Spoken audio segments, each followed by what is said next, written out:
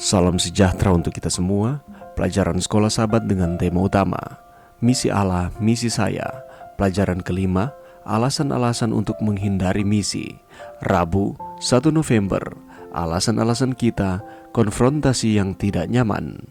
Ya Tuhan, bukankah telah kukatakan itu ketika aku masih di negeriku? Itulah sebabnya, maka aku dahulu melarikan diri ke Tarsis, sebab aku tahu bahwa Engkaulah Allah yang pengasih dan penyayang, yang panjang sabar dan berlimpah kasih setia, serta menyesal karena malapetaka yang hendak didatangkannya. Yunus 4 ayat 2. Sungguh satu doa yang indah dari Yunus, atau apakah itu? Bacalah Yunus pasal 4. Apakah yang salah dengan orang ini? Yunus memiliki kebencian mendalam kepada orang yang disuruh Allah untuk ia datang, dan itu membuat dia merasa ingin mati saja daripada kehilangan muka ketika kegagalan dari khotbahnya tentang hari kiamat Niniwe itu dinyatakan. Yunus menginginkan Niniwe menjadi Sodom dan Gomora berikutnya. Dia sedang berharap penghakiman Allah terhadap orang-orang yang dibencinya ini. Ketika hal itu tidak terjadi, pandangannya menjadi terguncang sampai sedalam-dalamnya, dan Yunus merasa lebih baik mati daripada mengizinkan dunianya sendiri ditunggang balikan. Untuk kedua kalinya dalam cerita Yunus ini, Allah menghadapkan kepadanya bukan dengan sebuah khotbah atau perkataan, tetapi dengan sebuah pengalaman. Cara pandang seseorang tidak terbentuk begitu saja. Itu juga tidak akan berubah hanya karena kita mendengar sesuatu yang baru atau berbeda. Cara pandang seseorang seringkali terbentuk dan berubah berdasarkan pengalaman-pengalaman hidup dan bagaimana hal itu ditafsirkan atau dijelaskan. Pengalaman baru yang Allah berikan bertujuan untuk menolong Yunus mengenali cara pandangnya yang menyimpang. Allah membuat sebuah rencana dengan menumbuhkan secara ajaib sebuah tanaman yang langsung menjadi cukup besar dalam satu hari untuk memberikan naungan yang cukup dan melindungi Yunus dari terik matahari. Yunus sangat bersyukur, tetapi bukan kepada Allah yang telah menunjukkan mujizat ini, tetapi pada tanaman itu sendiri. Gantinya melihat hal ini sebagai satu mujizat yang tidak layak diterimanya, dia melihat hal ini sebagai sebuah berkat yang sangat pantas diterima atas perbuatan baik yang sudah dilakukannya. Ketika tanaman itu mati, hal ini adalah kemalangan yang membuat Yunus marah dan merasa tidak pasti dengan harga dirinya, dan dia berpikir untuk bunuh diri. Pengalaman ini diikuti oleh suara Allah yang berisi teguran ramah yang menolong Yunus untuk melihat betapa bodohnya dia karena telah menghargai satu tanaman lebih daripada ribuan laki-laki, perempuan, dan anak-anak di Niniwe, beserta juga hewan-hewan mereka.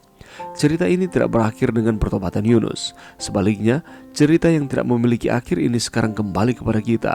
Apakah yang akan kita lakukan sehubungan dengan kepedulian Allah kepada orang-orang jahat, terhadap orang-orang yang suka mengganggu, dan terhadap orang-orang yang belum dijangkau yang ada di seluruh dunia? Pelajaran yang bisa kita dapatkan pada saat ini, saudaraku, saat ada kebencian di hati, maka pikiran dan emosi kita akan dikuasai dengan pemikiran yang negatif. Berprasangka buruk, kita kesal, kita menjadi marah, iri hati, dan ini merupakan sikap-sikap yang lahir karena ada kebencian di dalam hati kita. Di hati Yunus bukan saja kebencian, tapi juga pikirannya yang picik. Picik artinya pandangan, pemikiran, dan wawasan yang sempit atau kerdil. Pikiran picik dan kerdil itu merupakan hal yang negatif. Jadi baik hati maupun pikiran Yunus semuanya negatif. Buktinya adalah Yunus tidak bertanggung jawab pada tugasnya. Yunus setengah hati melaksanakan panggilan Tuhan. Yunus memang berdoa, tapi dia menentang Tuhan.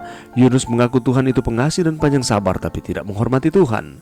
Yunus berbantah-bantah dengan Tuhan sekalipun sudah ditegur. Yunus memilih mati daripada tunduk pada rencana Tuhan. Padahal Yunus diselamatkan Tuhan dari kematian saat berada di perut ikan yang besar. Saudaraku, mengapa Yunus sangat kesal hatinya sampai-sampai dalam doanya ia mengaku pergi ke Tarsis itu untuk melarikan diri? Yunus menolak ke Niniwe karena Niniwe itu ibu kota Asyur, musuh Israel. Niniwe dijuluki kota penumpah darah. Julukan ini sudah menggambarkan betapa rusaknya akan kota itu. Yunus lebih suka Niniwe hancur. Kalau kita melihat di dalam pasal 3, di sana disebutkan bahwa gantinya mereka ataupun bangsa Niniwe ini terus melakukan kejahatan, tetapi raja dan penduduk kota itu bertobat. Dan ini tidak sesuai dengan ekspektasi dari Yunus, karena dia berpikir bahwa kota Niniwe akan ditunggang balikan ataupun dihancurkan sama seperti dengan Sodom dan Gomora. Tetapi sebaliknya, mereka berdoa dan berpuasa memohon pengampunan dari Tuhan. Dan Allah berbelas kasihan kepada kota Niniwe ini, kepada penduduk yang ada di dalamnya. Karena itu tidak ada seorang pun termasuk Yunus yang dapat membatasi kasih Allah untuk mengasihi dan mengampuni. Dan Allah yang panjang sabar dan penuh kasih setia mengampuni akan bangsa ini.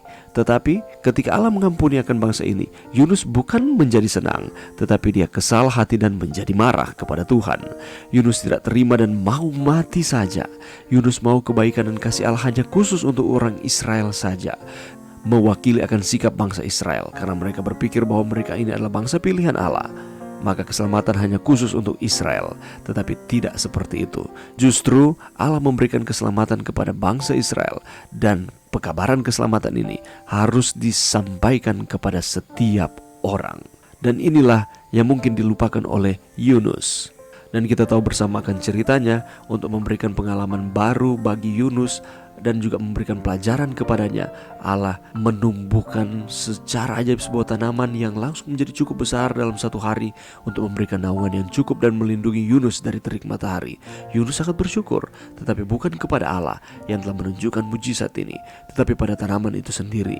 Dia melihat hal ini sebagai sebuah berkat yang sangat pantas diterima atas perbuatan baik yang sudah dilakukannya. Dan ketika tanaman itu mati, hal ini adalah kemalangan yang membuat Yunus marah dan merasa tidak pasti dengan harga dirinya, dan dia berpikir untuk mengakhiri akan kehidupannya. Dan Allah memberikan teguran yang ramah, yang menolong Yunus untuk melihat betapa bodohnya apabila dia hanya mengandalkan akan pemikirannya sendiri. Dia telah menghargai satu tanaman lebih daripada ribuan laki-laki, perempuan, dan anak-anak di Niniwe, beserta juga hewan-hewan mereka.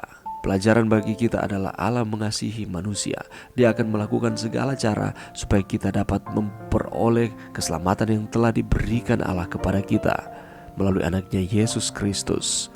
Itulah sebabnya kita sebagai rekan sekerja Tuhan, marilah kita menjalankan peran kita sesuai dengan karunia yang Tuhan sudah percayakan bagi masing-masing kita, supaya setiap orang yang percaya kepadanya tidak binasa, melainkan beroleh hidup yang kekal. Mari berdoa. Terima kasih Tuhan atas firman-Mu pada saat ini. Bantu kami Tuhan untuk kami saling mengasihi satu dengan yang lain. Dan bantu kami Tuhan untuk kami dapat menerima kasih karunia yang Tuhan berikan, keselamatan, dan kami dapat beritakan kepada setiap orang. Ini doa kami di dalam nama Yesus. Amin.